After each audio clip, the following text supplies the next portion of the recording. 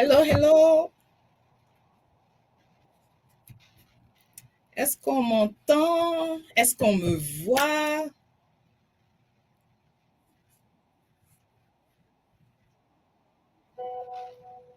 Ok.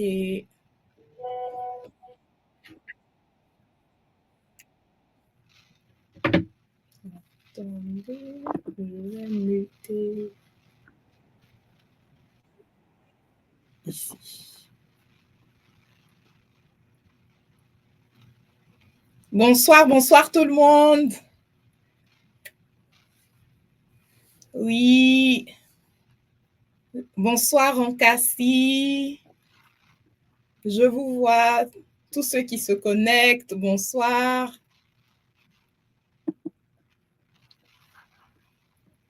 Alors, j'ai des gens qui se connectent depuis LinkedIn. J'ai aussi une audience depuis Facebook, j'ai Instagram. Bonsoir, Madame Taki.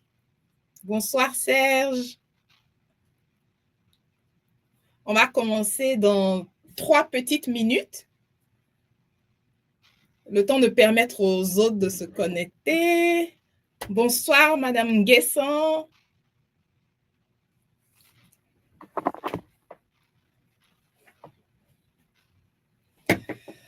On est en fin de semaine. J'espère que vous avez tous passé une bonne semaine. Pas trop stressé, j'espère, par ce week-end qui approche. Mais au moins aujourd'hui, on va essayer de dégayer un peu cette conversation.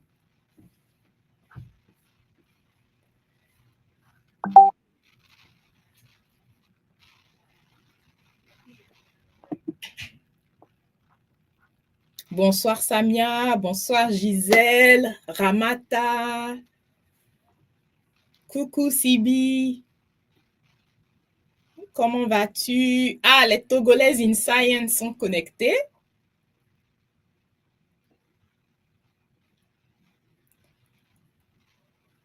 Bonsoir.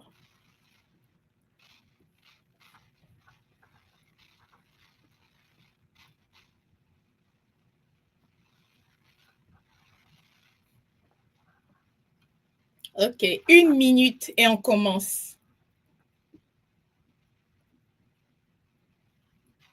En attendant, il y a une petite question qui va défiler. Et avant de commencer, j'aimerais dire merci à mon équipe, toute l'équipe technique qui a œuvré derrière pour tout ce qu'il y a comme communication, organisation, logistique, tout ce que vous voyez aujourd'hui, c'est grâce à eux. Donc, on va leur mettre des petits émoticônes. Merci, merci à toute l'équipe de Miraki.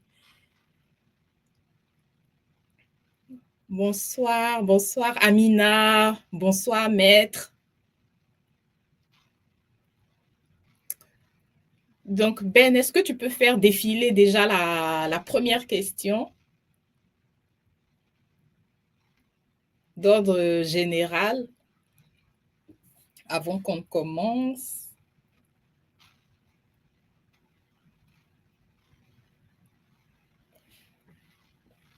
Ceux qui sont connectés là, vous nous rejoignez depuis où? Est-ce que c'est la Côte d'Ivoire? Mettez peut-être les drapeaux.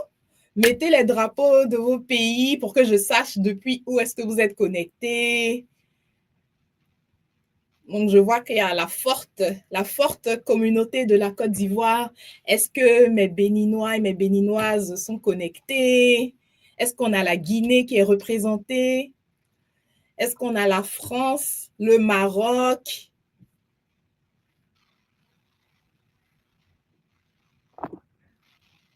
Ah, il y a le drapeau américain, d'accord.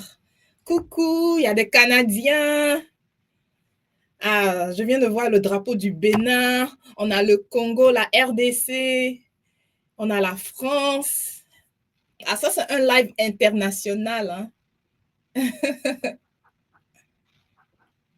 Un live international. Est-ce qu'on a la Guinée? Où est-ce qu'elles sont mes Guinéennes, mes Guinéens? Ah, encore la RDC. La RDC est bien représentée.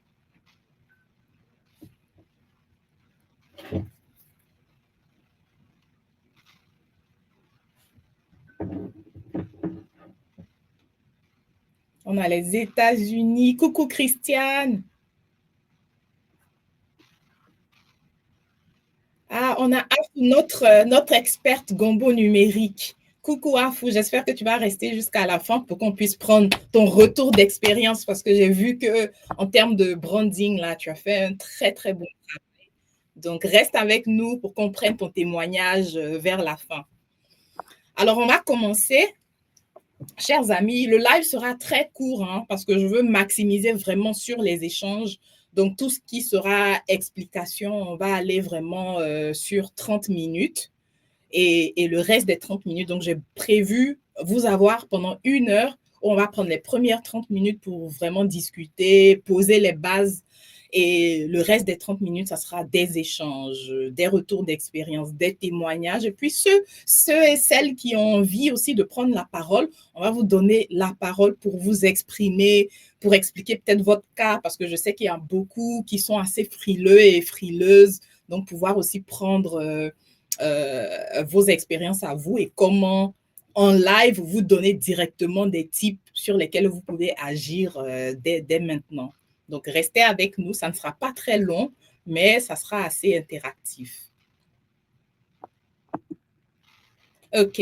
Alors, la première question, lorsque vous entendez personal branding ou bien marque personnelle, pour la version en français, est-ce que vous pouvez mettre des mots-clés ce à quoi ça vous fait penser quand vous entendez personal branding? Juste un mot qui vous vient en tête lorsqu'on parle ou bien lorsque vous avez entendu pour la première fois parler de personal branding. Quelle est la première idée qui vous est venue en tête? Je vais lire vos commentaires.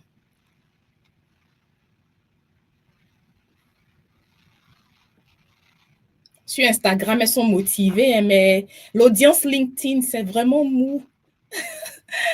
C'est mou sur LinkedIn, je ne vous sens pas. La communauté sur LinkedIn. Mettez vos réponses en commentaire. Sur Instagram, là, ils sont en feu. OK, d'accord. Je vois storytelling. Je vois l'image. Très bien. Vente d'un produit. Ça aussi, ça revient souvent. Vente d'un produit. Réputation. Très bien. Notre image, comment elle est perçue par les autres. OK. L'image d'une personne. Bien. Est-ce qu'on est sur Facebook? Je ne vois pas sur Facebook les réponses. La perception, ça aussi, c'est très, très bien. C'est très, très bien.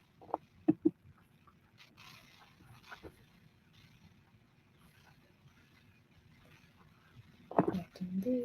Présentation. OK, super. Donc, on va pouvoir commencer officiellement. Bienvenue dans mon tout premier live. Sachez bien que c'est la première fois que je fais un live sur les réseaux sociaux, surtout en 2025. Mon dernier live date de 2023 et c'était pour une audience anglophone. Donc, c'est la première fois que je prends mon courage à deux mains pour venir vous parler ici comme ça, ouvertement, publiquement. Ça n'a pas été facile. Donc, vous voyez que moi aussi, en termes de branding, c'est un travail qui est continu. Donc, j'ai bien voulu parler de ce sujet-là parce que c'est tellement, tellement important à l'ère du digital. On parle de toutes formes de technologie, mais il y a une base qui doit être présente. Lorsqu'on parle d'avoir une identité digitale, le b.a.-ba vraiment, c'est qui vous êtes en tant que personne. Parce que de plus en plus, tout est en train d'être automatisé, robotisé, IAtisé, si je peux utiliser ce mot, mais plus on tend vers l'avancée technologique, plus on a besoin vraiment de ressentir et de se connecter à ce qui nous rend humains, parce que c'est ça le nouveau différentiel, c'est l'humain. Qu'est-ce que vous avez de plus? Qu'est-ce que vous apportez en plus? Et c'est pour ça que personal branding, c'est la base de toute identité aujourd'hui. Donc, je vais commencer par parler un tout petit peu de moi, mon histoire, parce que je n'ai pas toujours été très à l'aise sur tout ce qui est branding. Donc, on va commencer. J'ai juste préparé 3 ou 4 petits slides. On ne va pas parler de slides tout le long de la présentation, ça sera hyper interactif, mais il y a certains éléments que je veux que vous reteniez, donc j'ai mis sur des slides. Et à la fin du live, vous aurez aussi des ressources gratuites que vous pourrez consulter à tout moment pour vous aider dans votre parcours. Il y aura aussi un challenge à la fin du live qu'on va dérouler sur plusieurs jours. Donc, je vous invite, à rester jusqu'à la fin. À rester jusqu'à la fin pour pouvoir avoir accès à tout ça. Alors, bienvenue, je suis vraiment contente de vous voir ici et je vois qu'il y a une diversité de personnes, de parcours. Donc, on a des étudiantes, je vois beaucoup de mes mentees. Coucou, on a des professionnels, des gens qui sont en carrière, qui travaillent, qui ont aussi besoin de savoir et de comprendre comment développer un personal branding, même si vous êtes déjà employé, si vous êtes déjà en entreprise. Et on a aussi des jeunes entrepreneurs et des entrepreneurs aussi expérimentés qui ont envie d'aller au next level. Donc, pour toutes ces couches de personnes-là, le personal branding est pertinent et on verra pour chaque catégorie comment ça s'applique à vous. Donc, est-ce qu'on a des étudiants qui sont présents, qui sont connectés? Vous pouvez mettre dans les commentaires étudiantes, professionnelles, entrepreneurs. J'aimerais bien voir un peu de quoi l'audience est constituée pour pouvoir mieux vous conseiller, mieux vous aider et vous apporter vraiment les réponses à vos questions. Alors, on a quelqu'un qui dit, pour moi, c'est le carton dans lequel nous nous présentons comme un téléphone. Très bien. Alors, en vérité, pour moi, j'ai toujours cru en... Hello there, I'm Siri. Oh, ok. Pour moi, personnellement, j'ai toujours cru que tout ce qui est branding, personal branding, c'était réservé à une élite. Et donc, moi, je travaillais beaucoup dans l'ombre. La plupart d'entre vous me connaissent aujourd'hui, ok, depuis 2025, certains 2024. Mais il faut savoir que c'est depuis 2018 que j'ai commencé mon parcours d'entrepreneur. En 2018, j'avais une première start-up dans les transports qui s'appelait Moja Ride, sur laquelle j'ai travaillé pendant un bon moment avant de créer Meraki Tech, qui est mon entreprise que certains connaissent aujourd'hui. Donc, ça fait longtemps quand même que je suis dans cet espace technologique. Par contre, je n'ai toujours pas su communiquer ou raconter mon histoire ou me présenter au reste du monde parce que je pensais, comme la plupart d'entre vous, que mon travail va parler pour moi-même. Ayant évolué dans un système anglophone et américain qui est vraiment basé sur des compétences, on a tendance à se dire que de toute façon, les résultats vont parler pour eux-mêmes parce que je suis là, je travaille, je fais des choses, j'aime rester en coulisses, ayant été technicienne pendant longtemps. Donc, nous, on est des personnes, on travaille dans le code, on travaille en background, on n'est pas très visible. Donc, j'ai eu beaucoup de mal, et ça, mon équipe en est témoin, j'ai eu beaucoup de mal à commencer à me mettre en avant, à parler de mon travail, à vouloir aider les gens publiquement parce que je me disais que ce n'était pas nécessaire et que mon travail va le faire. Et j'ai eu des difficultés à cause de cela parce que lorsque j'ai lancé mon entreprise, personne ne me connaissait. J'étais très peu connue parce qu'on évolue dans un environnement où les gens recrutent pour des services, mais ils recrutent des personnes en qui ils ont confiance. Des personnes soit qui ont déjà une réputation. Donc, si aujourd'hui, vous voulez acheter des meubles et que vous avez une amie ou une connaissance proche vous dit « Ah non, pour les meubles, il faut aller à Akia », à cause de cette recommandation, vous allez aller à Akia parce qu'il y a quelqu'un de confiance qui vous a recommandé. Mais ça se fait parce que Akia a réussi à développer une certaine réputation où on sait que lorsqu'on parle de meubles directement, on pense à Akia. Et ce principe s'applique aussi aux personnes. Donc, en termes de service, si vous connaissez une coiffeuse qui fait très bien son travail et vous avez la voisine qui vous demande « Ah, mais je cherche quelqu'un pour me faire des traits », vous allez dire « Mais allez chez Janine, par exemple, parce que waouh, c'est elle qui me coiffe, elle a déjà coiffé un tel, on la connaît. » Donc, on associe Janine à la coiffure. On associe les sacs bien faits à Ali Wax. à Aline. On associe tout ce qui est développement personnel à, par exemple, Madame Zézé. Donc, c'est des personnes qui ont su développer un certain branding où maintenant, lorsqu'on pense à un besoin particulier, on associe la personne au besoin là. Donc, vous voyez que c'est très vital dans cet espace où il y a beaucoup de compétition. Donc, c'est important aussi pour les uns et les autres de pouvoir sortir du lot, se démarquer en ayant un nombre de traits de caractère, un type de personnalité qui va attirer les personnes qui veulent être connectées ou du moins qui se voient en vous.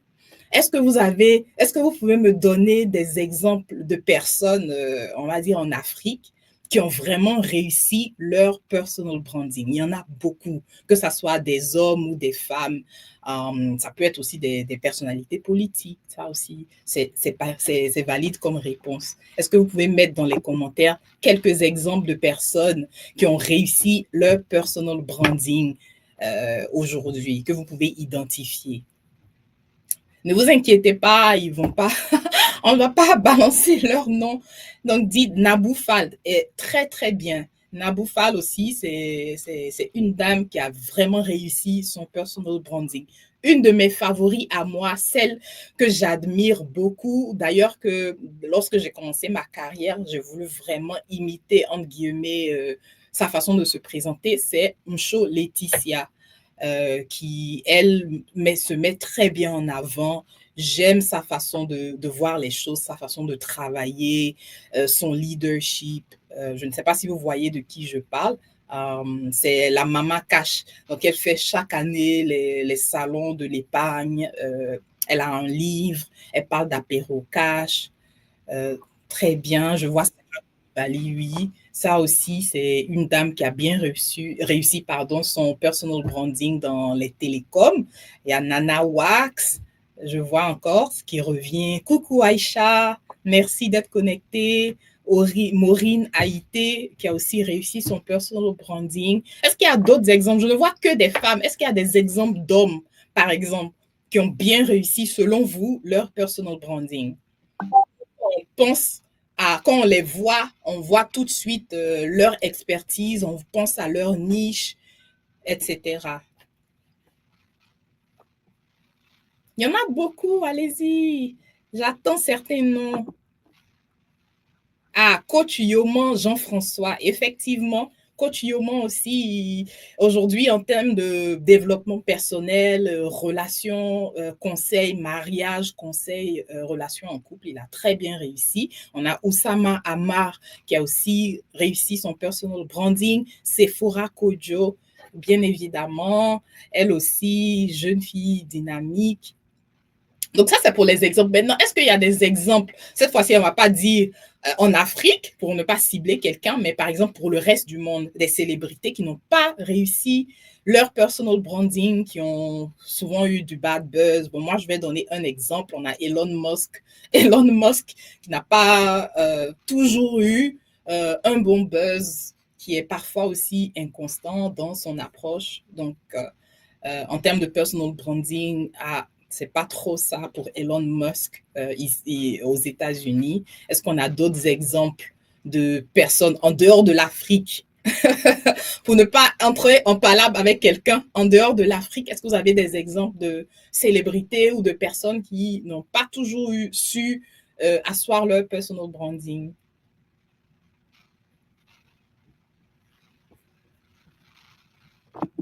Attendez, je vais regarder. Emmanuel Macron. Ah, oh, c'est marrant. Et on a Jean-François Kouassi, Donald Trump. Ah, merci. C'est la réponse même que je cherchais.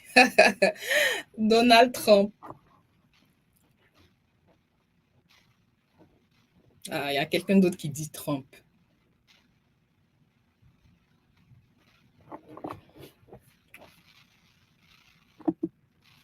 OK. Est-ce que l'équipe de la régie, est-ce que je peux avoir mon premier slide, s'il vous plaît?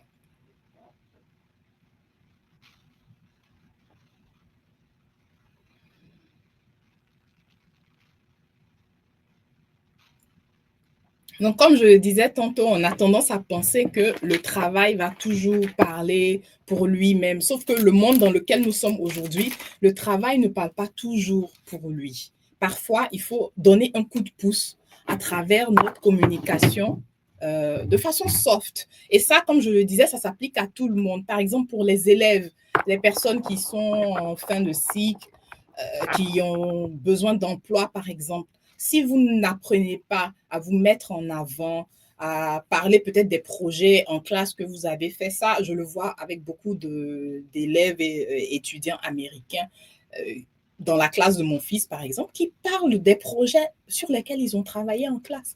Ils ne sont pas entrepreneurs, ils ne sont pas employés, ils n'ont pas de grande carrière, ils sont encore sur les bancs, mais le fait de partager, voici une image d'un petit drone sur lequel j'ai travaillé, j'ai appris X, Y, Z, mais dès que moi, en tant qu'employeur, je tombe sur ce genre de publication, par exemple, ça me donne vraiment envie d'en savoir plus sur cette personne. J'admire déjà sa bravoure. Et si demain, dans mon entreprise de la robotique, par exemple, je cherche un stagiaire, mais tout de suite, je vais penser à cette jeune fille-là qui vient de partager son petit montage qu'elle a fait pendant les travaux pratiques. Donc, c'est quelque chose qu'il faut apprendre à inculquer assez tôt parce que ça permet non seulement de s'affirmer, mais ça permet de pouvoir réseauter avec des personnes qui peuvent nous apporter une aide à un moment donné s'ils savent ce qu'on fait. Si personne ne sait ce que vous faites, on ne va jamais vous solliciter pour des deals, on ne va jamais vous solliciter pour des offres d'emploi et on ne va jamais vous solliciter même pour être dans des espaces, à des événements ou bien participer à des concours, etc. Donc, c'est important. Maintenant, d'où vient cette idée de personal branding? Il faut savoir que ça date. D'ailleurs, vous savez que les entreprises ont leur branding à elles. On parle de logo, on parle de code couleur, identité visuelle. Donc, c'est le même principe, sauf que cette fois-ci, ça s'applique aux êtres humains, donc à nous-mêmes.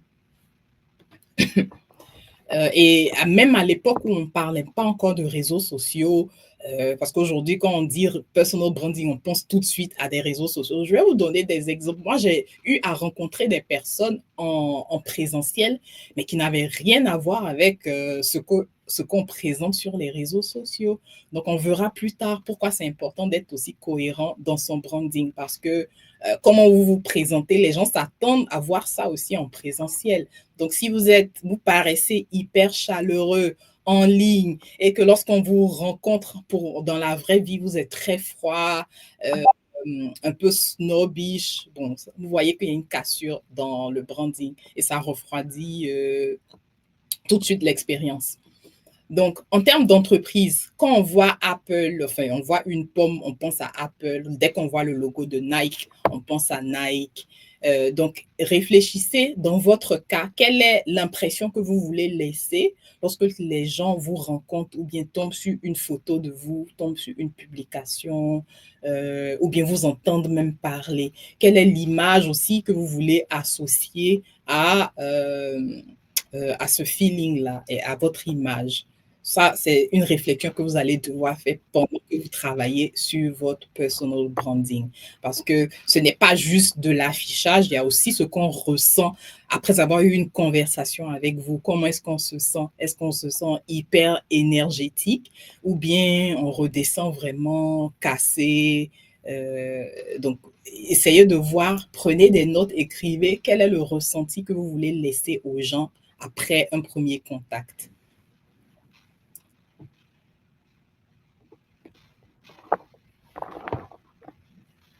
Ok. Attendez. Alors, il y a un commentaire, on prendra tout à l'heure, qui n'est pas d'accord avec Trump et Musk comme des mauvais exemples de branding. Ça, c'est une très bonne intervention. Je reviendrai, Monsieur Kunta, je reviendrai sur vos commentaires tout à l'heure. J'aime beaucoup. Maintenant, concrètement, comment créer ce branding fort? Je ne sais pas, la régie, où est-ce qu'elle est ma petite image, s'il vous plaît? Ben.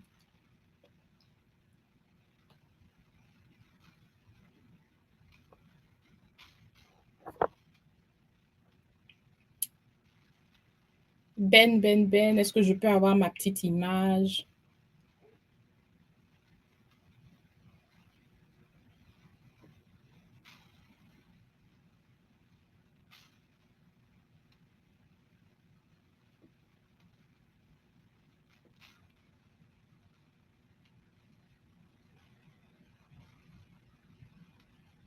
Ok, bon, c'est pas bien grave. Alors, est-ce que parmi vous, il y en a qui n'ont pas envie de se mettre en avant? Parce que c'est vrai, on parle de cette histoire de branding, mais ça demande aussi pour certains d'avoir à peut-être poster des photos ou des vidéos surtout. Oublions même le cas des photos, des vidéos où vous devez vous mettre en avant, merci.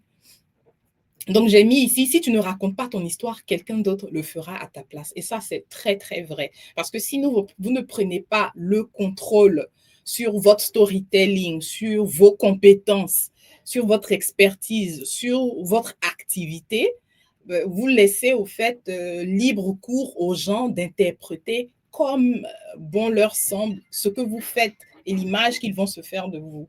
C'est pour ça que c'est important de vous-même contrôler le narratif, comme on dit en anglais, de vous-même pouvoir définir, raconter votre histoire, de sorte que personne d'autre ne torde ou interprète mal, pardon, ce que vous avez à dire ou l'image qui tourne autour de votre personne.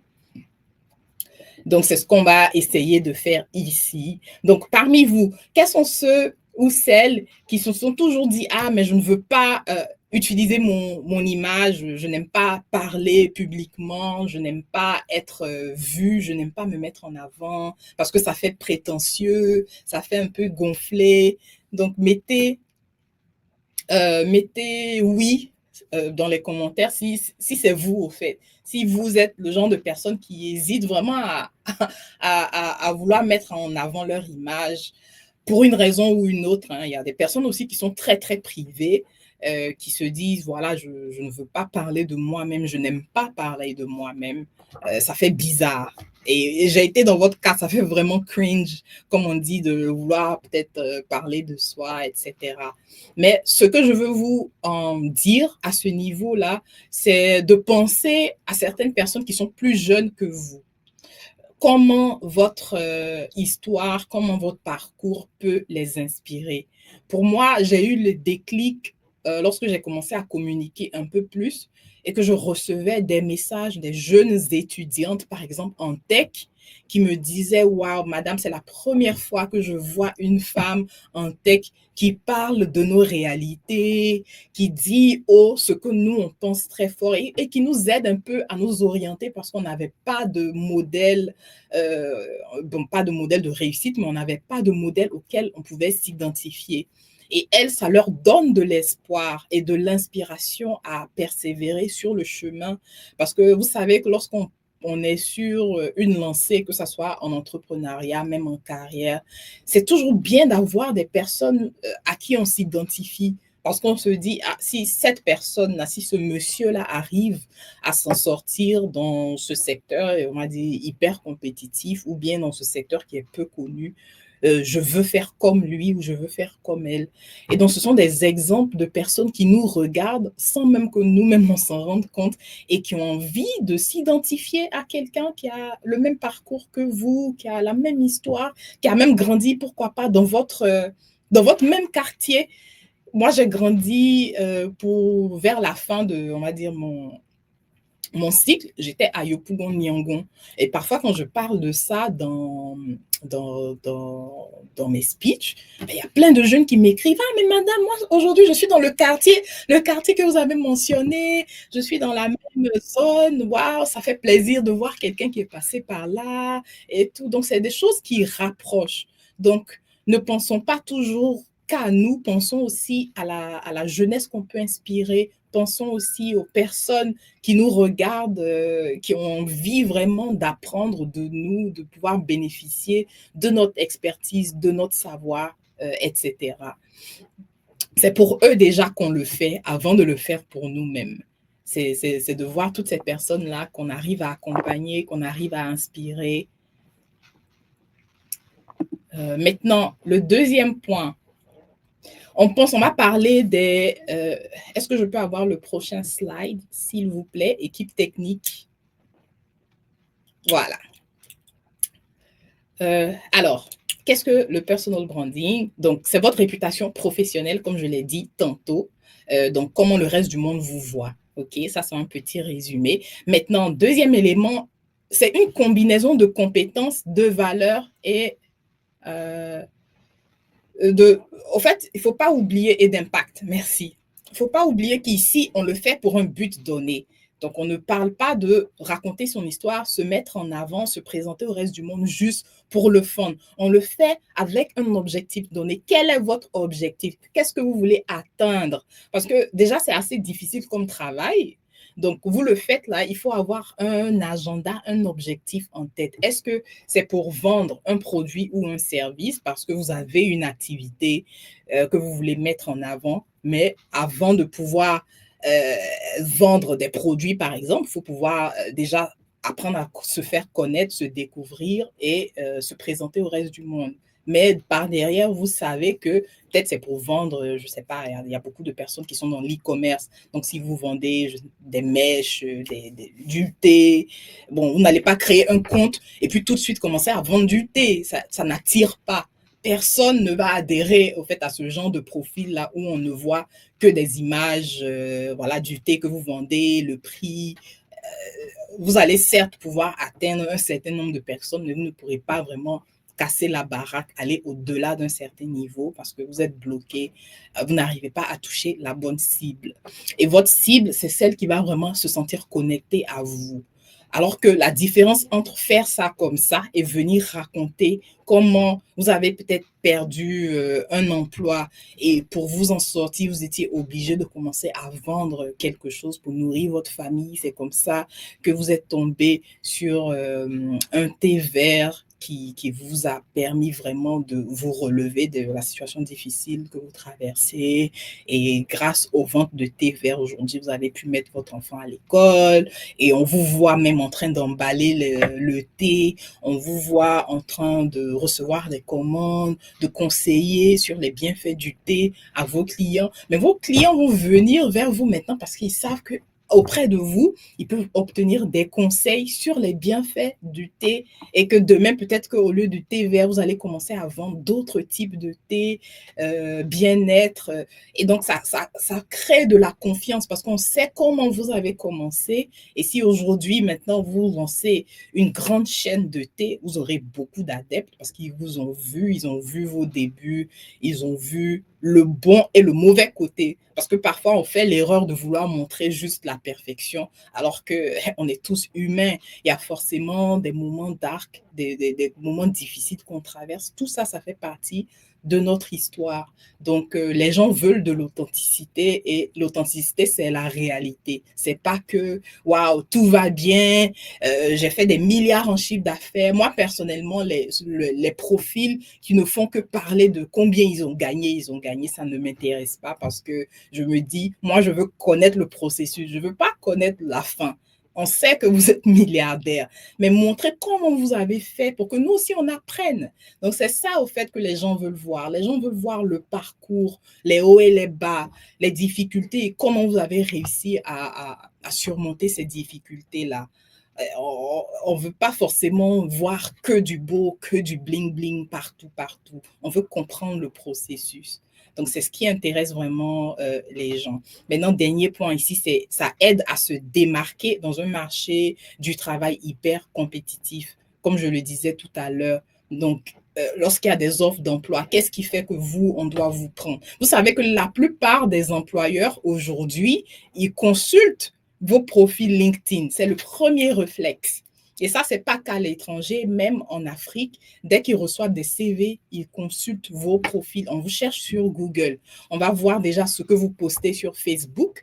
Est-ce que vous êtes toujours dans les buzz bizarres? Est-ce que vous parlez, votre façon de vous exprimer publiquement, c'est important? Parce que lorsque vous allez travailler pour une entreprise, vous représentez l'entreprise.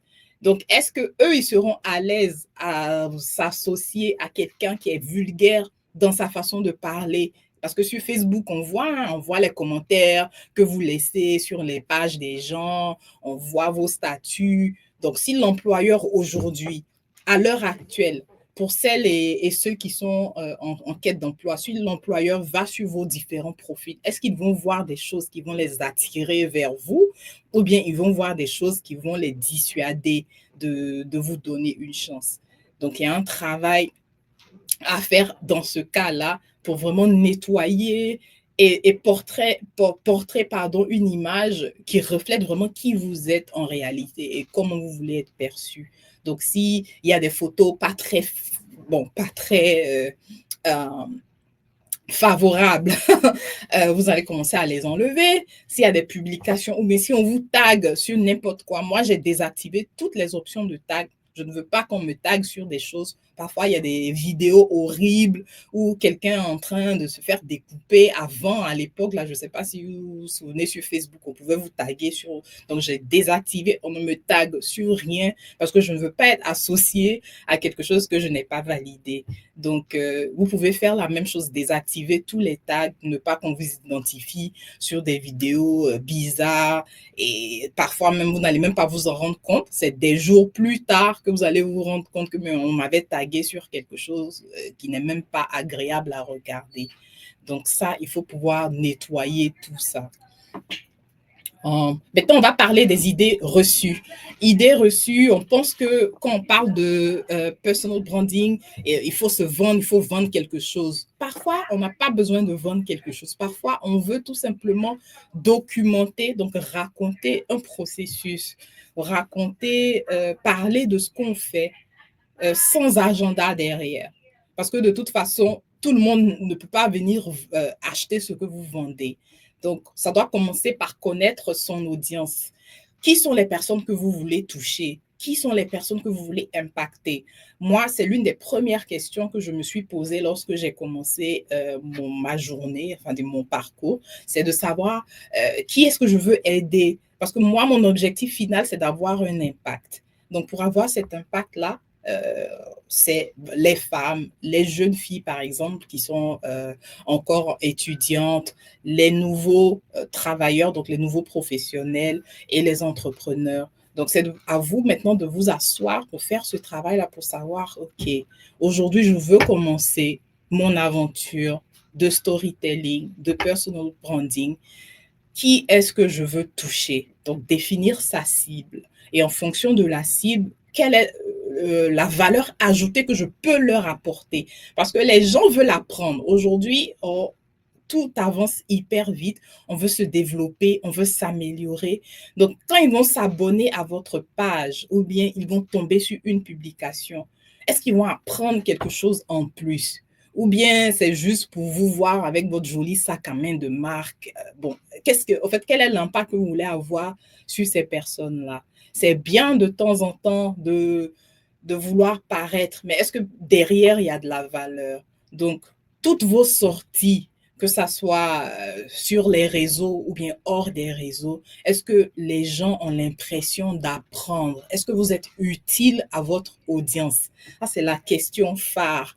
Comment faire pour être utile à son audience aujourd'hui? Parce que c'est ça qui va rapporter, on va dire, la communauté que vous allez pouvoir créer. C'est vous rendre utile, de sorte que quelqu'un sait que lorsqu'il vient sur votre profil, il est toujours en train d'apprendre quelque chose. Et c'est ce que j'essaie de faire aussi à mon niveau. Tout ce que je partage, c'est vraiment dans l'esprit de pouvoir éduquer pour montrer aux gens, voilà, ça c'est possible d'adopter l'IA aujourd'hui, c'est possible de maîtriser les outils numériques, c'est possible de développer une image de marque qui vous ressemble parce que voici les avantages. Donc tout ça, c'est dans le but de pouvoir éduquer mon audience tout simplement.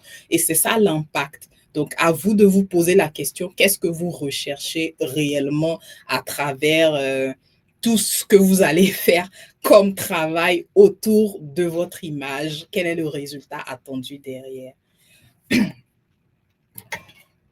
Alors, parfois, on pense aussi que le personal branding, c'est pour jouer un rôle.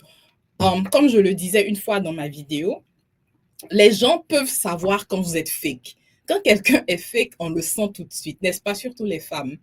On le sent quand c'est du forcing, quand la personne n'est pas authentique, quand tout est un peu trop parfait, trop curé, on le sent. Donc, c'est pas vraiment jouer un rôle. Parce que lorsque vous jouez un rôle et que vous êtes démasqué, c'est pas joli. Comme je le disais, moi, il y a des personnes que j'admirais sur les réseaux, que je voulais tellement rencontrer à cause de, voilà, le branding autour, de comment ils se présentent.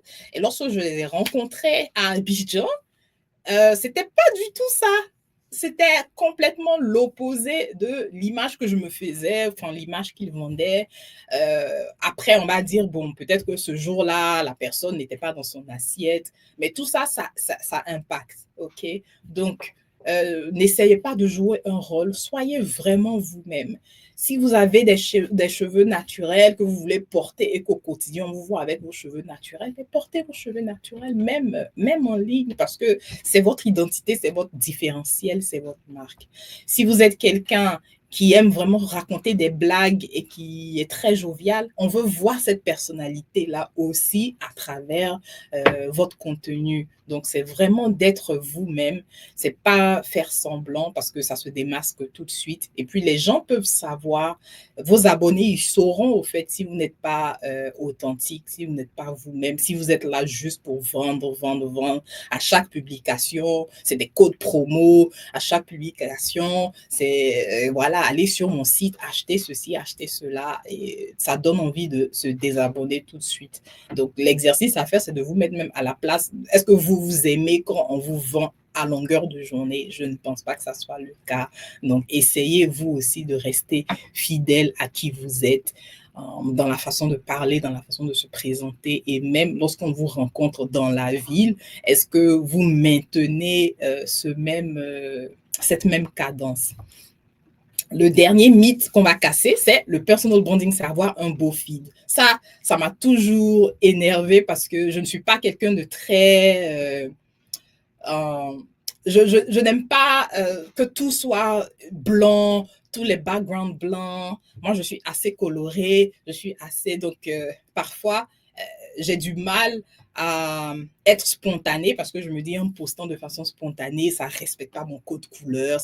Donc, ne vous embêtez pas avec tout ce qui est esthétique. Franchement, peu importe ce qui se passe sur votre feed, l'essentiel, c'est de partager ce que vous avez envie de partager. Si vous avez un conseil à donner, donnez votre conseil. Les gens vont écouter ce que vous avez à dire, même si ce n'est pas dans le meilleur des cadres, même si ce n'est pas voilà, dans un penthouse, parce que c'est ce qu'on voit surtout en Amérique. Tout le monde a des penthouses, donne des conseils au balcon de son penthouse. On regarde pas tout ça. Si c'est pas vous, si vous êtes voilà, dans un petit espace, là aujourd'hui je suis dans un petit studio, ben, je crée mon contenu là, je fais ma vidéo, c'est pas un penthouse, mais le message est en train de passer, n'est-ce pas? Donc ne vous inquiétez pas du côté vraiment esthétique pardon, peut-être au fil du temps, ça va venir. Plus vous aurez des opportunités, plus vous aurez les moyens, plus vous pourrez peut-être vous abonner dans un studio ou bien prendre de l'espace vraiment qui va refléter ce que vous voulez. Mais dès le début, ne bloquez pas sur des petits détails. Parce que pendant que vous réfléchissez 1000 fois au setup, à vouloir préparer, nettoyer toute l'ambiance, les gens qui se lancent, ils sont déjà en train de prendre de l'avance sur vous. Donc, quelqu'un a dit, c'est pourquoi j'adore Trump et Musk, ils sont naturels, ils sont sans voile. Attendez, je vais regarder du côté d'Instagram. Est-ce qu'il y a des réactions? Non, c'est bon. OK. Alors, on avance. Maintenant, on va parler des 3 piliers des 4 piliers du personal branding. Donc, tout à l'heure, j'ai expliquer pourquoi est-ce que c'est vraiment important en 2025 parce que la technologie est en train d'avancer. Donc, l'IA a digitalisé presque tout.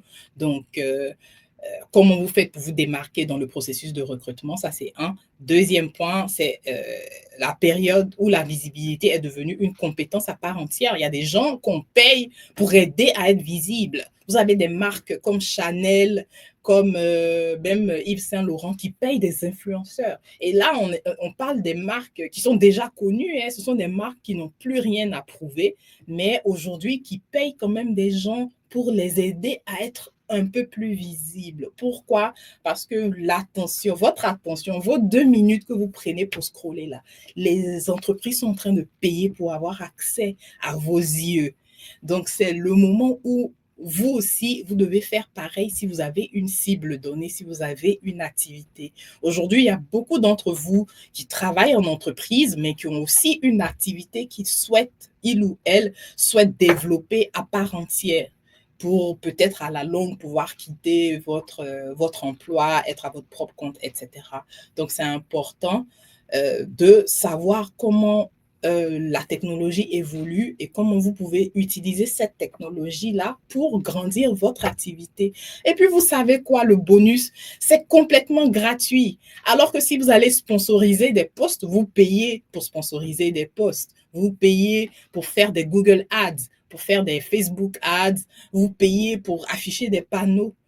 Vous savez, il y a 20, 30 ans de cela, il fallait afficher des panneaux partout pour faire du marketing. Aujourd'hui, tout cet argent-là, mettez dans la création du contenu, vous touchez des personnes 2, 3 fois plus votre cible, au-delà même des frontières. Alors que le panneau, il est limité seulement à le quartier ou bien à la ville dans laquelle c'est affiché partout.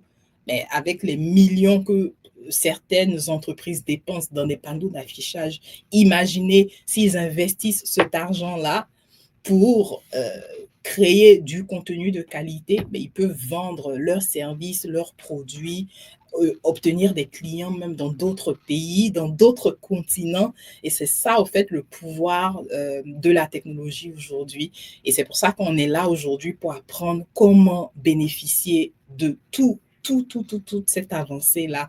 On va bientôt parler d'IA dans un autre live, mais avant d'aller parler d'IA et tout ça, on doit comprendre la base. La base, c'est comment la visibilité se construit aujourd'hui. Maintenant, j'ai parlé de ce qui va faire la différence. Ce n'est pas la quantité de ce que tu publies, c'est la qualité de ta présence. Donc, chaque fois qu'on tombe sur tes publications, est-ce qu'on en ressort avec quelque chose de nouveau? Pensez à cela. Maintenant, allons parler des 4 piliers du personal branding. S'il vous plaît, le slide.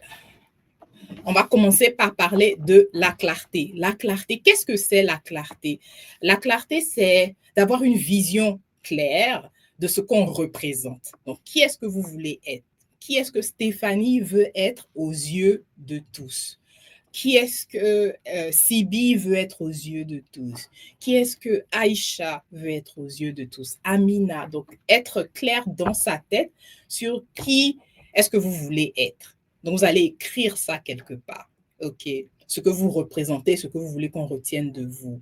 Donc, écrivez dans le chat pour chacun un mot, un seul mot qui vous représente. Est-ce que je peux avoir quelques mots clés?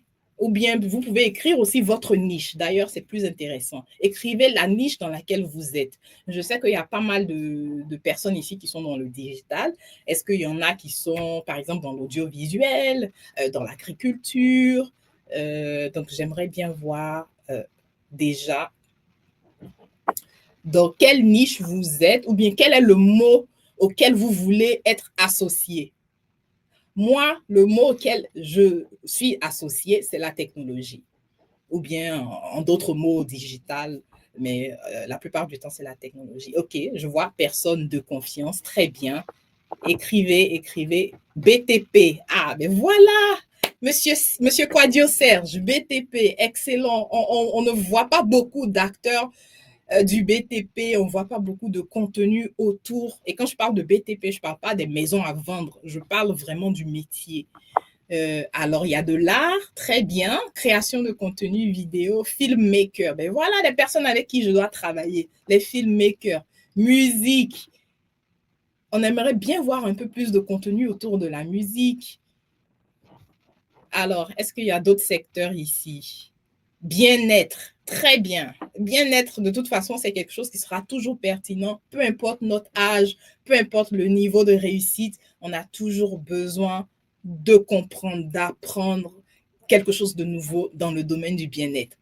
On a English coaching. Ah, les English coach, mais voilà, pour celles et ceux qui ont besoin d'apprendre un petit peu sur l'anglais, de parfaire leur anglais, on a un coach English ici, connecté dans le live. On a la santé, la confiance, encore le bien-être. On a la santé mentale. La santé mentale, laissez-moi un message parce que on doit en parler. Un jour, la santé mentale, on doit avoir son propre live parce que c'est très, très, très important. Donc, monsieur Abstore 5780, laissez-moi un message. OK, communication, très bien. OK, je vais prendre deux autres niches. Deux autres niches.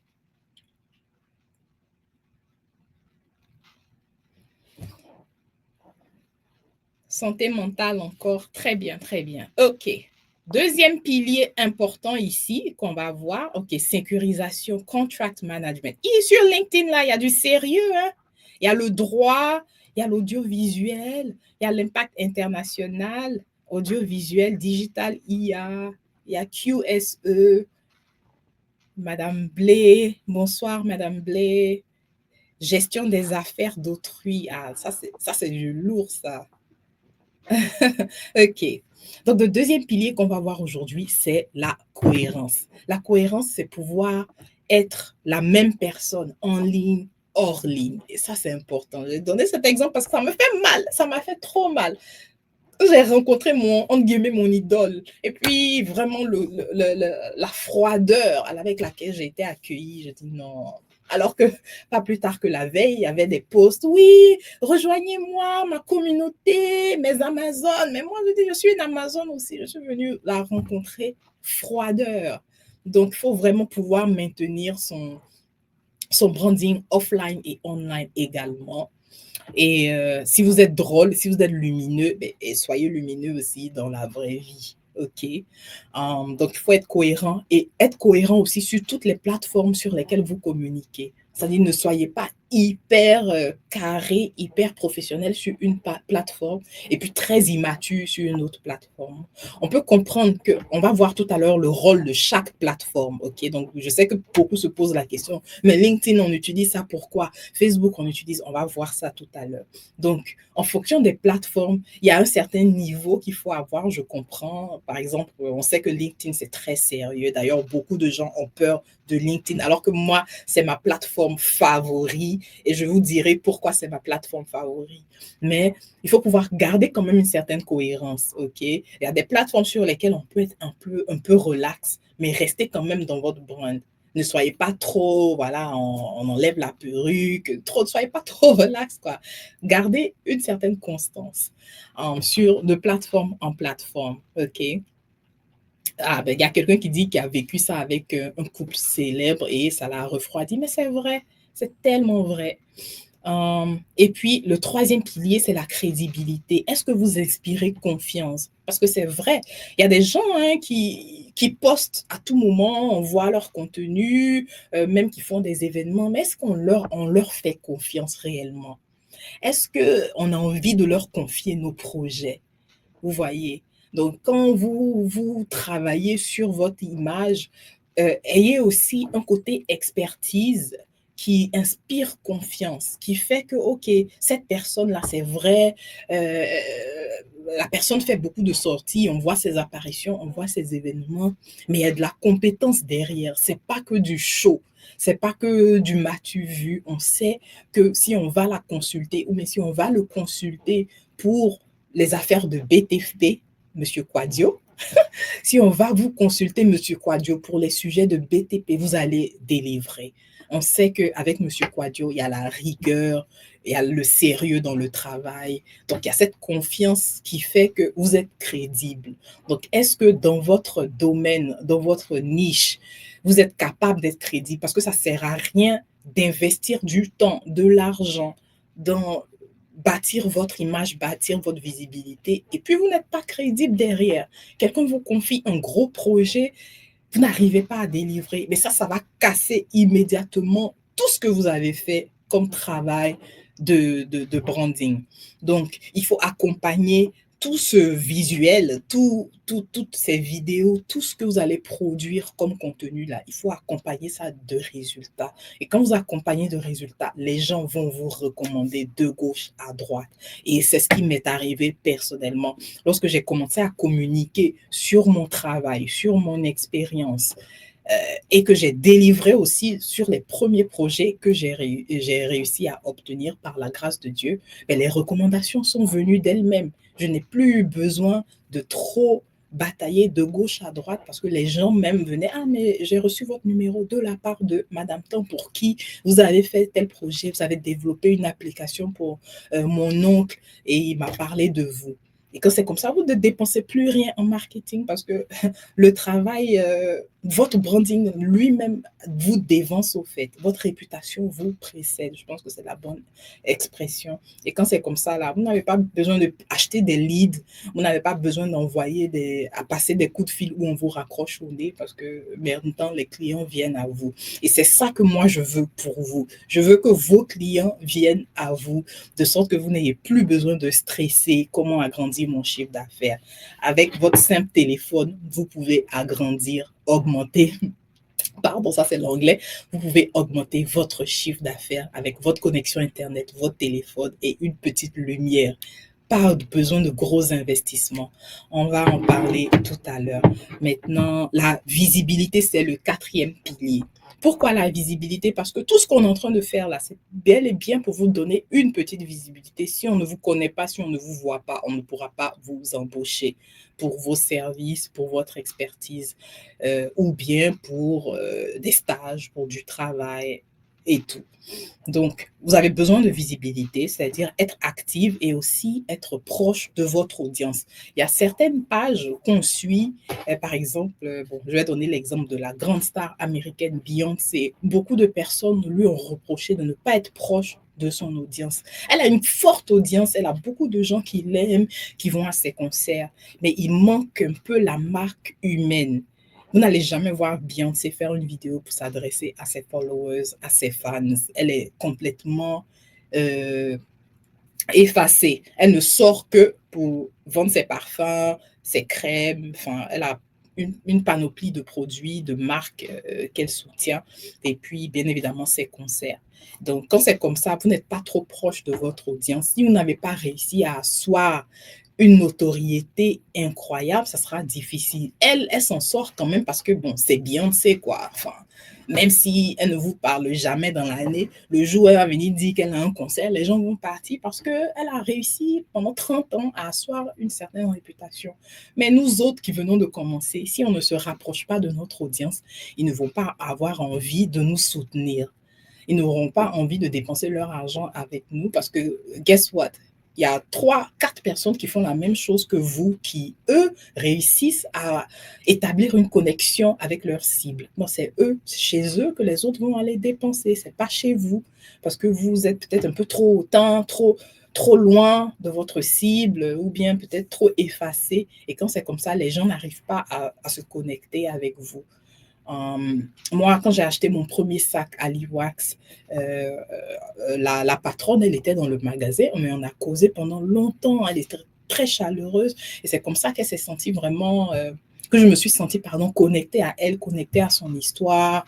Et chaque fois que j'ai eu besoin d'acheter des articles, par exemple, pour donner un cadeau à des clients ou à des personnes, je vais toujours chez elle parce que cette première interaction et le fait de la voir souvent, même parler de ses galères, parler des livraisons qui ne sont pas arrivées, des commandes de ses clients où elle vient s'excuse même quand les commandes sont en retard. Tout ça, mais ça rassure la clientèle et ça donne envie de continuer à la soutenir. Et ça, c'est un exemple positif personnellement de ma propre expérience. Je suis sûre que vous aussi, vous avez des exemples positifs et négatifs. Donc, vous pourrez voir un peu le contraste entre quelqu'un qui est proche de son audience et puis quelqu'un qui s'en fout. Parfois, les commandes sont en retard, ils ne communiquent pas là-dessus.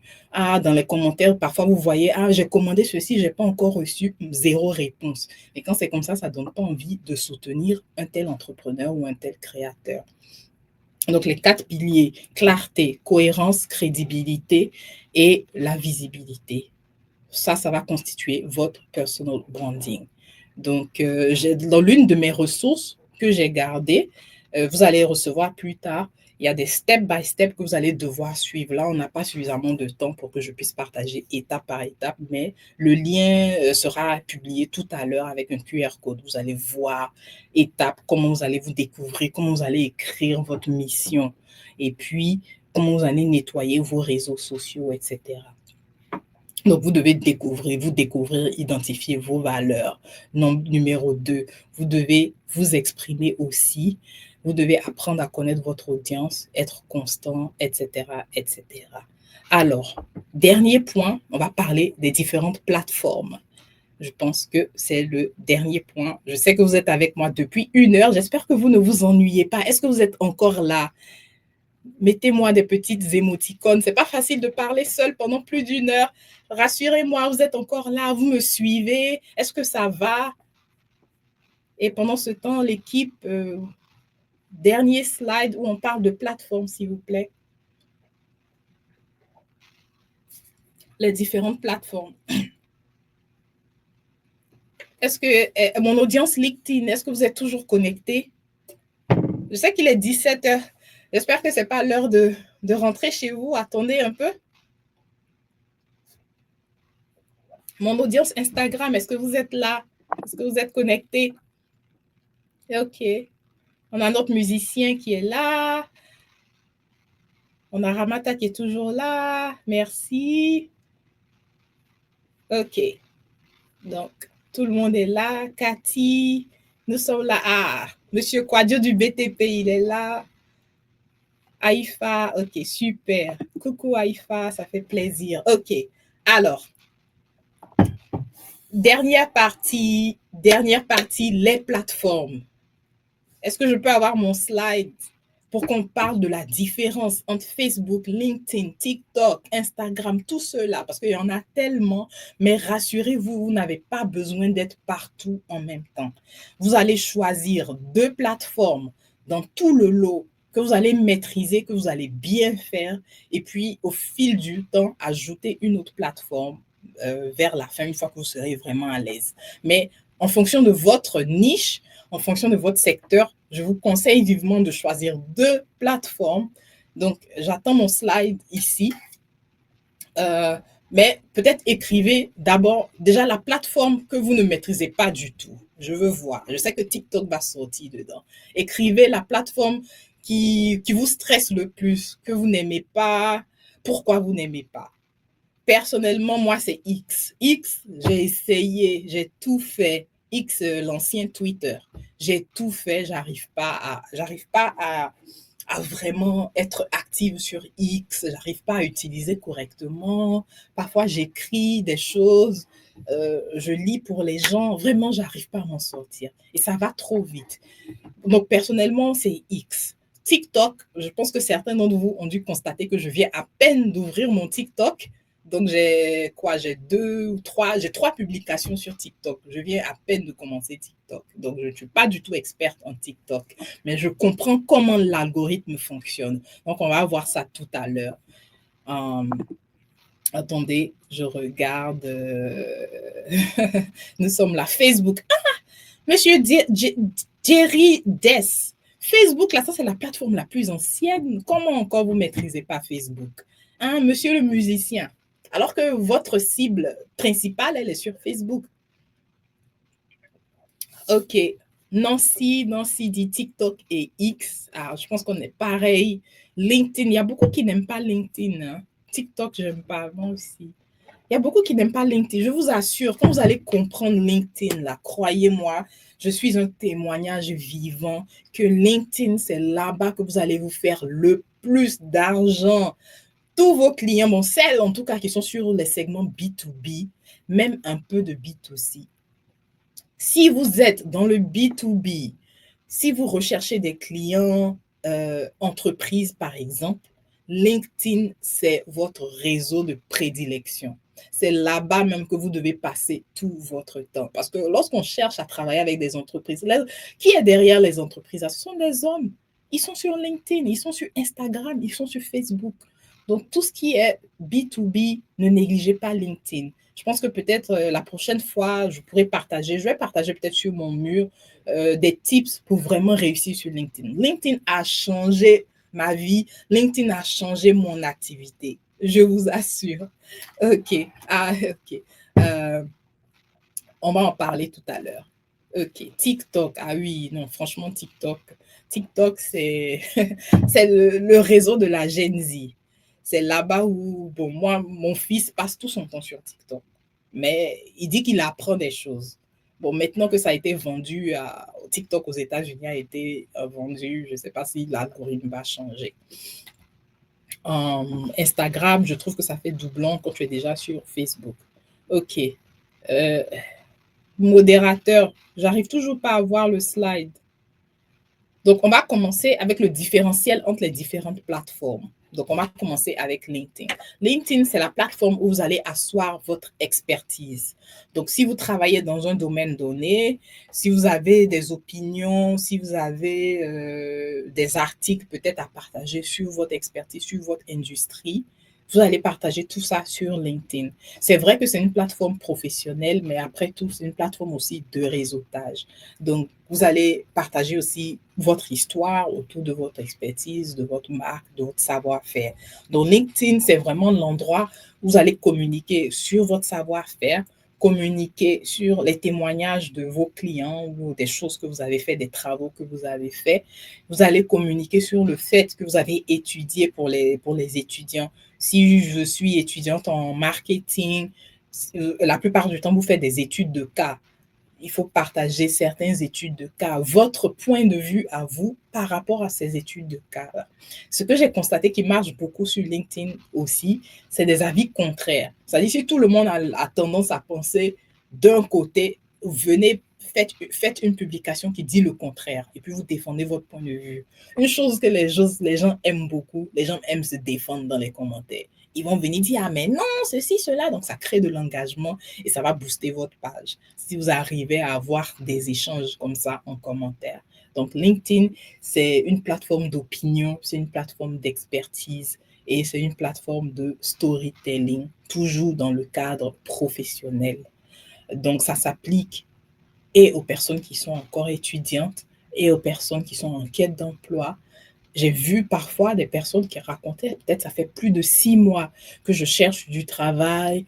C'est vrai que en termes de morale, je suis un peu fragilisée, mais voici quand même quelques cours que je prends en ligne en attendant pour me former, etc. Tout ça, c'est du storytelling. C'est vrai que ça vous rend vulnérable, mais ça attire des yeux sur votre profil pour dire, ah mais tiens, c'est quelqu'un qui cherche du travail. Moi, je partage toujours les publications des gens qui cherchent du travail. Là, je partage ça à mon réseau parce qu'il y a beaucoup d'employeurs dans mon réseau. Je sais que chez vous, il y a beaucoup d'employeurs dans vos réseaux. Donc, partagez aussi les publications des gens et comme ça, vous pouvez leur obtenir du travail. Donc, ça, c'est LinkedIn. Combien de fois par semaine il faut poster sur LinkedIn? 3 fois par semaine. Je le dis, peut-être pour certains, c'est beaucoup, mais 3 fois par semaine, même plus si vous pouvez, mais 3 fois par semaine. Dans un début, ça ne sera pas facile. Commencez avec votre propre rythme. Parce qu'on a vu tout à l'heure qu'il faut être constant. Si vous savez qu'avec 3 fois par semaine, vous n'allez pas pouvoir suivre, commencez avec 1 fois par semaine. Mais commencez quand même, ça va activer, ça va amener les yeux un peu plus sur votre personne. Ça, c'est LinkedIn. On va parler numéro 2, Facebook.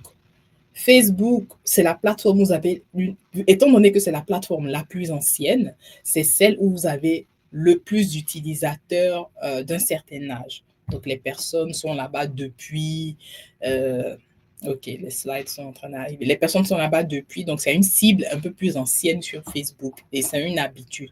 Vous avez tous nos mamans, nos tantis, nos papas, ils sont tous sur Facebook.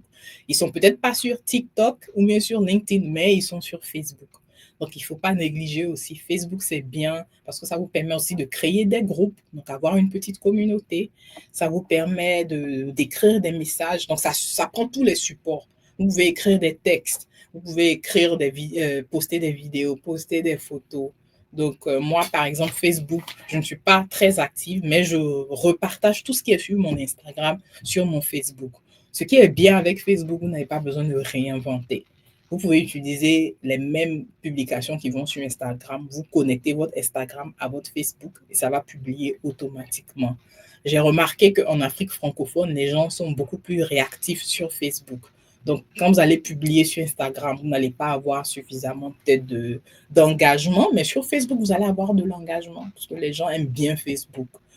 Donc, c'est pour ça qu'il faut connaître aussi son audience. Si votre audience est relativement jeune, vous devez être sur TikTok. Vous n'avez pas le choix. Mais si votre audience est un peu plus adulte, un peu plus mature, vous allez faire du Facebook, du LinkedIn, de l'Instagram, un peu moins TikTok. OK. La troisième plateforme qu'on va voir, c'est Instagram. Le rôle d'Instagram, c'est de montrer votre processus parce que vous ne pouvez pas montrer le processus sur LinkedIn.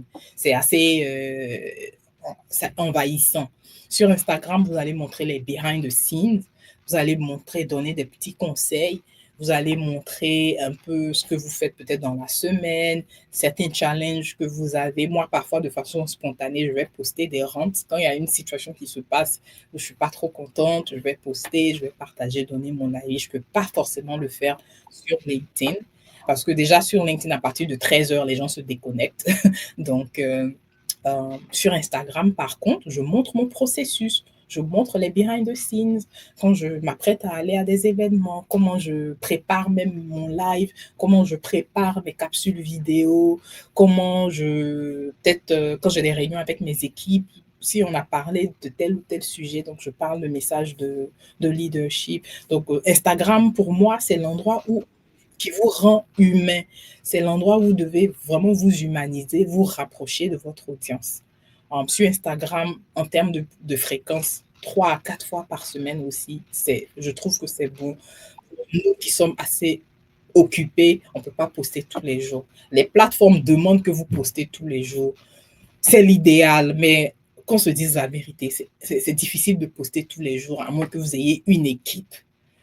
Si vous n'avez pas d'équipe, vous pouvez poster tous les jours. Poster autant de fois que vous pouvez rester constant sur cette fréquence-là.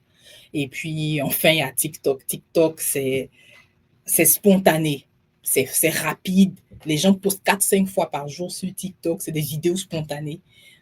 Donc, c'est de poster tout le temps, tout le temps. Encore une fois, c'est un réseau qui est nouveau pour moi parce que ça m'a pris du temps d'être sur TikTok parce que je me disais, mais qu'est-ce que je vais partager là-bas? Bref. Parfois, vous avez besoin d'être sur une plateforme juste pour être là. Vous n'avez pas besoin de poster aussi fréquemment. Comme j'ai dit, moi, j'ai seulement 4 vidéos sur TikTok, mais le fait d'être présent, si on me cherche, on va me trouver. Parce que parfois, les gens peuvent vouloir vous contacter aussi sur TikTok, pourquoi pas. Donc, ayez quand même une certaine présence, même si vous n'êtes pas très, très, très fréquent. Le fait d'exister sur la plateforme, déjà, c'est bien. Mais comme je disais, ayez quand même 2 qui sont vos plateformes fondamentales et puis les autres, c'est des accessoires. Donc, choisissez les 2 plateformes qui vont vraiment cartonner dans votre niche. Les autres, ce sera des plateformes accessoires. OK. Donc, je pense que il y a des ressources que je vais partager tout à l'heure. Là, maintenant, c'est la séance questions parce qu'on a déjà dépassé l'heure. Les questions sont en train d'arriver. Donc, Q&A, Q&A, Q&A. Je veux prendre vos questions. Attendez, LinkedIn, on aime, mais c'est parce qu'on ne maîtrise pas. LinkedIn, c'est pas facile à maîtriser, ça, je suis d'accord avec vous. Alors, posez maintenant vos questions, foire aux questions. Je suis à votre disposition pour ceux qui veulent rejoindre directement même le live. Je ne sais pas comment, je peux même vous inviter pour poser vos questions live. Alors, il y a une question ici qui dit... Je vais afficher, peut-on faire du branding anonyme, du branding d'un label, le branding de notre marque et non de notre personne? Alors, c'est tout à fait possible. D'ailleurs, il y a même, grâce à l'intelligence artificielle, vous pouvez faire des vidéos, créer complètement un avatar qui va faire tout ce qui est branding pour vous, qui va faire vos vidéos, qui va parler, qui va mettre en avant vos services pour vous, etc. Donc, est-ce que c'est possible? Oui, c'est possible. Est-ce que ça sera aussi efficace que si vous-même vous le faites? Ce n'est pas toujours le cas. Mais c'est possible. Si ça peut commencer déjà à faire décoller votre activité, faites-le. Ici, on n'est pas vraiment dans une optique d'obliger. Il ne faudrait pas aussi, parce que tout ce que vous allez faire, ça va rester. Donc, si vous faites des vidéos où vous vous sentez vraiment obligé de parler, vous n'êtes pas très à l'aise, une fois que c'est posté, ça reste pour toujours. Donc, je préfère que vous vous lanciez lorsque vous êtes vraiment à l'aise et vous êtes prête que de commencer et être vraiment mal à l'aise. Donc, branding anonyme, aux États-Unis, ils appellent ça du faceless. Donc, il y a des marques qui font du faceless. Donc, ils ne montrent pas, on ne sait pas, ils ne montrent jamais leur visage, mais ils utilisent des avatars. Ils utilisent des avatars pour faire leur marketing, pour faire leur contenu. Et ça fonctionne. Ça fonctionne aussi. C'est juste que ça ne va pas vous faire atteindre un certain seuil. Mais dans un premier temps, allez-y. C'est tout à fait OK. Et le temps déjà, même que vous soyez un peu plus à l'aise. Donc, réponse courte, oui. Vous pouvez faire du branding anonyme. Prochaine question. Soyez pas timide. Question. Je veux prendre toutes vos questions, toutes vos inquiétudes. Est-ce que là, vous vous sentez un peu plus prêt, un peu plus prête à amorcer tout cet univers-là? Question. Est-ce que parmi vous, il y a des personnes qui viennent de se lancer dans l'entrepreneuriat et qui ne savent pas comment développer leur branding? Question. Ok, attendez, je vais voir. Ok, je m'explique. Si on a beaucoup de centres d'intérêt, ça pourrait faire bizarre que la même personne fasse du branding pour beaucoup de produits différents. Oui, ça c'est une bonne question. Effectivement, il y a des personnes qui ont plusieurs centres d'intérêt, moi y compris. Moi y compris parce que je baigne dans plusieurs différents domaines. La technologie, c'est celui-là que j'ai choisi pour mettre en avant, mais je fais beaucoup d'autres choses. Donc oui, déjà, vous allez devoir choisir ce que vous voulez représenter. Parce que je suppose que dans tous ces différents secteurs dans lesquels vous êtes, vous ne vous impliquez pas au même niveau. Donc, si vous voulez vous mettre vous-même en avant par rapport à quelque chose, vous allez devoir choisir un et puis les autres, peut-être les gérer de façon faceless, par exemple. Donc, moi, mes autres activités qui n'ont rien à voir avec la tech, je ne communique pas là-dessus sur LinkedIn. Je ne communique pas là-dessus sur aucun de mes réseaux. Mais les pages sont là, elles existent, on fait des vidéos, sauf que je ne suis pas dedans. Ce que j'ai décidé de mettre en avant, là, c'est on va dire, mon activité phare, l'activité qui me représente le plus. Mais les autres, ce sont des activités annexes que je gère avec ma famille et donc je ne me mets pas forcément en avant là-dessus. Donc, l'idée ici, c'est de faire un choix ou bien de ne pas se mettre en avant du tout, de tout gérer complètement de façon anonyme. Ça aussi, ça peut se faire. Est-ce qu'il y a certaines plateformes, est-ce que certaines plateformes, préparez vos questions, hein. Est-ce que certaines plateformes reflètent certains types de clients? Si oui, est-ce qu'on peut faire une comparaison?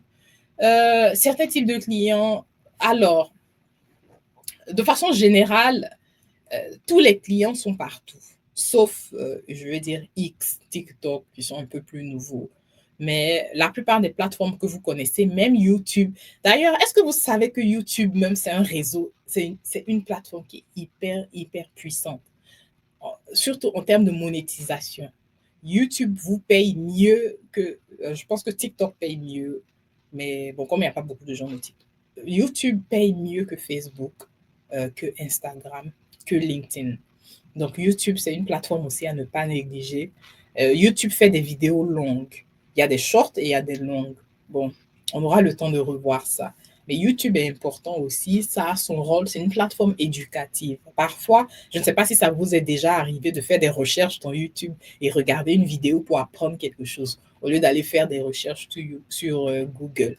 Donc, tout ce qui est contenu éducatif, YouTube, c'est aujourd'hui la première plateforme de recherche. Donc oui, certaines plateformes reflètent des types de clients. Comme je disais tantôt, les clients entreprises, les clients B2B, si vous ciblez les entreprises, vous devez être sur LinkedIn. On va vous apprendre comment mieux utiliser et maîtriser LinkedIn, mais c'est là-bas que tous ces décideurs-là sont. Et ce qui est bien, c'est que lorsqu'ils ouvrent leur LinkedIn, ils se mettent déjà dans l'esprit professionnel de travail. Donc, si vous leur envoyez un message, ils seront plus aptes à vous répondre que si vous envoyez un message à ce même décideur-là sur TikTok. Donc, profitons du fait que LinkedIn, là, c'est déjà le B à bas, c'est que c'est un réseau professionnel. Donc, la personne sait qu'on va le contacter ou la contacter par rapport au travail ou par rapport au business. Les autres réseaux, par exemple Facebook, Facebook, c'est bon, c'est une plateforme populaire. Donc, vous voyez que les médias, tout ce qui est news, les chaînes de télé, ils communiquent beaucoup sur Facebook parce que c'est le média vraiment de la population où tout le monde est. Tous nos parents, moi, mes parents sont sur Facebook, ils ne sont pas sur TikTok. Donc, si quelqu'un veut cibler quelqu'un comme mon père ou ma mère, il va le faire sur Facebook. Il ne va pas pouvoir avoir ces personnes-là sur TikTok, par exemple. Donc, chaque média a sa particularité. Il y a quelqu'un qui dit sur TikTok aussi, vous pouvez avoir des clients. Eh bien oui, c'est vrai. Tout ce qui est e-commerce, si vous vendez quelque chose, franchement, si votre cible est B2C, si vous touchez tout ce qui est retail, e-commerce, restaurant, spa, vous devez être sur TikTok. Si vous vendez des articles, ce n'est pas forcément des vêtements, vous vendez des produits, vous devez être sur TikTok. En Chine, il y a des gens qui se font des millions par jour sur TikTok parce que TikTok montre facilement votre contenu aux gens. L'algorithme est assez amical, c'est pas trop difficile, ça passe au fait. Ça passe tellement vite, donc vos produits vont tomber dans la main de vos clients facilement. Ne négligez pas TikTok. TikTok, c'est une mine d'or. Même si je ne maîtrise pas encore, j'ai vu ce que ça peut faire pour les gens et j'y crois vraiment. Alors, est-ce que Afou est là, notre gombo numérique? Je voulais prendre son témoignage par rapport au personal branding parce qu'elle a vraiment réussi son personal branding. En attendant qu'elle nous rejoigne, YouTube est devenu mon moteur de recherche. Mais bah oui, franchement, YouTube, c'est excellent. Il y a quelqu'un qui dit comment savoir les heures et les jours pour poster en fonction de la plateforme. La plateforme va vous donner les statistiques de votre audience. Donc, les personnes qui sont dans votre réseau, ils ont certaines habitudes à utiliser la plateforme. Par exemple, ici, vous êtes sur Instagram. Donc, sur Instagram, vous allez aller dans les statistiques de votre profil et ça va vous dire l'heure idéale à laquelle vos abonnés ou bien tous ceux qui sont dans vos réseaux se connectent. Pour moi, par exemple, c'est à partir de 9 heures. Donc, de 9 heures à midi, je vais poster quelque chose parce que je sais qu'ils sont le plus actifs. Et puis, en fin d'après-midi. Donc, Instagram va vous donner différentes heures. Donc, soit vous allez poster le matin, dans mon cas, ou bien en fin d'après-midi, parce que les gens sont un peu plus relax et tout. Ils sont sur Instagram, ils scrollent, ils sont un peu distraits. Donc, vous allez poster dans l'après-midi. Donc, chaque plateforme vous donne ces données-là. OK. Et il y a des outils aussi, effectivement, qui permettent d'avoir ces informations. Et il y a quelqu'un qui dit, moi, j'admire beaucoup tout ce qui est contenu faceless et j'ai bien envie de démarrer. So, j'aimerais savoir comment démarrer ces contenus sans que ça n'empiète sur mon personal branding déjà fait. Ça, c'est une bonne question. Donc, ce que vous pouvez faire, vous pouvez de façon soft, donc de façon vraiment tout douce, faire la transition entre ce que vous avez déjà réalisé comme personal branding, comme contenu, et puis un peu. Donc, c'est de commencer par faire un mélange entre le faceless de temps en temps et puis vous-même de temps en temps. Et comme ça, les gens vont s'habituer à savoir qu'on ne vous voit pas tout le temps et de moins en moins jusqu'à ce que vous vous retirez complètement. Même si je ne conseille pas que vous vous retirez complètement, mais opérer une transition où on vous voit, peut-être on voit plus de faceless que vous, un peu, on vous voit de moins en moins, etc.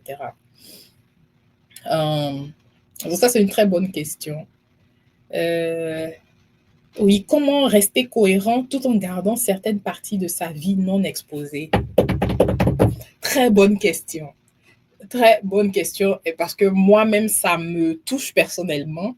J'étais pas quelqu'un de très public et donc j'avais du mal à être visible, à être active sur les réseaux, surtout qu'on a affaire quand même à des gens, vous savez, la cible francophone, c'est une cible qui est très dure, hein, qui est très, très dure. Les anglophones, ils pardonnent les erreurs facilement. C'est-à-dire, avec les anglophones, vous pouvez venir comme vous êtes. Si vous faites des erreurs, si vous ne parlez pas bien, ou bien vous ne maîtrisez pas trop, ils vont être assez cléments avec vous. Mais les francophones vont vous descendre. Les francophones sont très durs. Les Ivoiriens sont très, très durs. Donc, ça peut être intimidant. Et donc, pour moi, j'hésitais parce que je me disais, ah, je vais peut-être juger, si c'est mal fait, c'est mal dit, c'est mal posté. Et je ne partage pas du tout de ma vie personnelle. Donc, j'ai décidé déjà de ne pas partager ma vie personnelle. Donc, je ne vais pas venir parler de ce qui se passe dans ma vie, on va dire trop personnelle. Ok, je peux faire un peu de storytelling. Je parle de peut-être un petit peu de mon histoire, comment je suis arrivée où je suis arrivée. Mais voilà, je ne vais pas venir parler de mon mariage. Je ne vais pas venir parler de ah mon fils m'a fait ceci. Je ne vais pas exposer mes enfants sous un angle qui les présente vraiment de façon négative. Donc vous pouvez choisir de partager certaines choses, de ne pas partager. Je ne vais pas partager les cadeaux que je reçois à mon anniversaire. Je ne vais pas partager ma voiture, le type de voiture que je conduis, filmer ma maison. Il y a des gens où, pour eux, leur contenu lifestyle, ça tourne autour de leur vie. Donc, eux, ils vont filmer leur maison, ils vont filmer leur voiture, ils vont filmer même le ruban accroché à la voiture qu'on leur a offerte pour leur anniversaire. Ça, c'est leur branding. Donc, c'est à vous de savoir ce que vous voulez partager, ce que vous ne voulez pas partager. Moi, j'ai décidé que, en tout cas, tout ce qui est matériel, tout ce qui est, voilà, objet, tout ce qui est possession, je ne vais pas en parler, je ne vais pas parler de ça, partager, je ne vais pas parler, je veux préserver une certaine partie de ma vie. Donc, il y a certaines choses que vous n'allez pas voir et c'est un choix. Je me dis que le contenu que je partage est beaucoup plus pertinent que de savoir, voilà, où est-ce que je vis, dans quelle voiture je roule, quels sont les types de montres que j'ai, la collection de frères. Donc, chacun doit définir en fait ce qu'il veut partager, ce qu'il ne veut pas partager. Ça, vraiment, c'est un choix personnel. Et donc, c'est possible de ne pas partager trop de choses sur votre vie. Et les gens, de toute façon, ne vont pas en demander. Par contre, si vous commencez à le faire et que vous arrêtez, ils vont demander. Ah, mais qu'en est-il? Donc, j'ai vu parfois des gens qui partageaient voilà, leur vie de couple et tout. Et puis après, quand on ne voit plus le monsieur, naturellement, les gens vont venir demander, mais le monsieur, est-ce que vous êtes toujours marié? Est-ce que vous êtes toujours ensemble? Ceci, cela. Donc, c'est un choix personnel, tout à fait personnel à faire. Autre question, en tant que créatif, pourquoi est-il important de construire un personal branding fort au-delà même de la simple présentation de portfolio? Alors, en tant que créatif, vous pouvez obtenir des collaborations avec des grandes marques si vous construisez votre personal branding. Parce qu'aujourd'hui, les grandes marques aussi cherchent des créateurs avec qui collaborer. Donc, vous devez d'ailleurs pouvoir construire aussi votre image autour de ça. Il y a des marques qui vont travailler avec certains créateurs à cause de votre personnalité. Donc, si vous avez une personnalité, vous êtes assez comique, vous faites des blagues, il y a des marques qui vont aimer au fait ce profil de créateur-là qui est dans l'humour, qui voilà.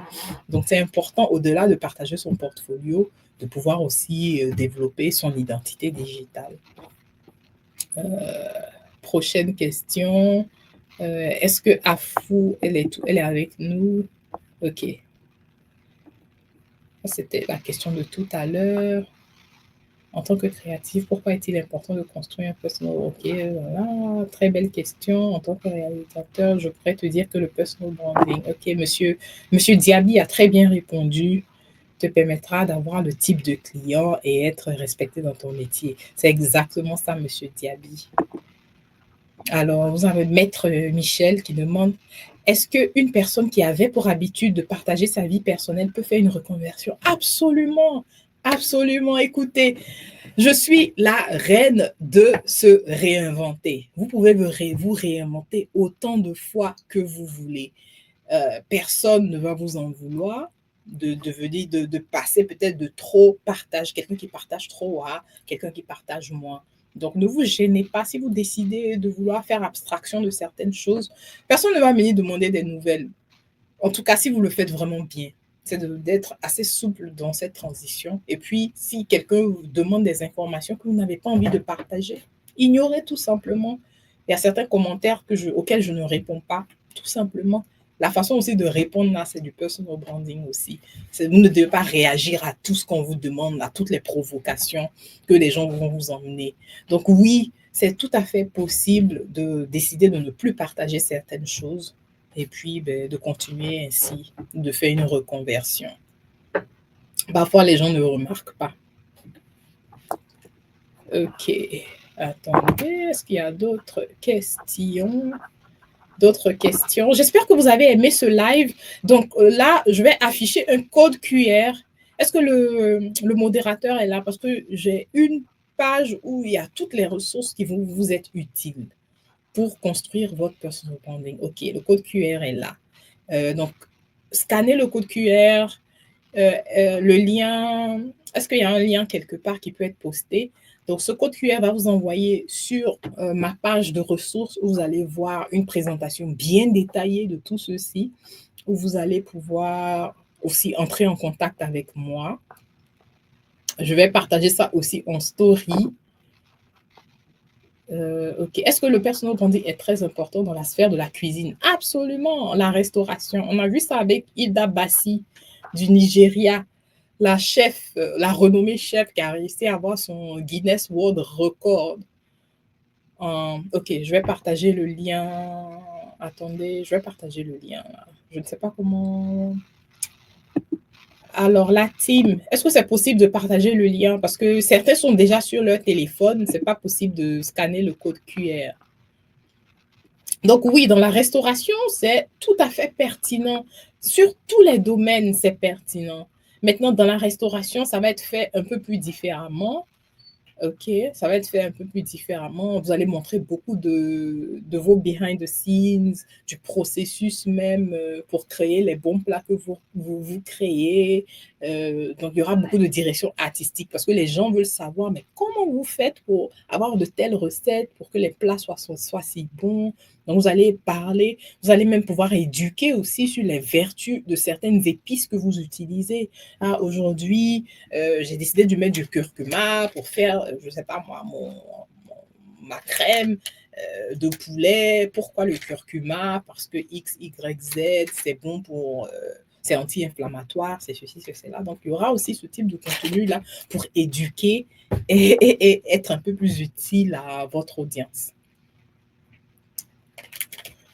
Est-ce que le lien, s'il vous plaît, pour que je puisse le partager, attendez un instant. Je vais vous obtenir le lien là. Donnez-moi un instant. Ne vous déconnectez pas. Parce qu'avec le lien, vous pouvez aller sur mon site pour avoir les ressources utiles. Ok. Comment je fais? Voilà. Non, ça, c'est pas le bon lien.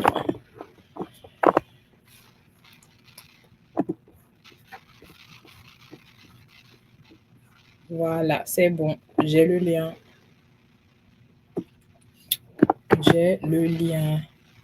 Et puis, restez connecté aussi à ma page parce qu'il y aura le challenge personal branding parce que tout ce que vous avez appris là, il faut qu'on le mette au test. Il faut qu'on puisse tester, il faut qu'on puisse savoir que vous avez bien compris. Donc, on aura 3 jours la semaine prochaine, 3 jours de challenge personal branding où vous allez concrètement pouvoir mettre en pratique tout ce qu'on a appris aujourd'hui.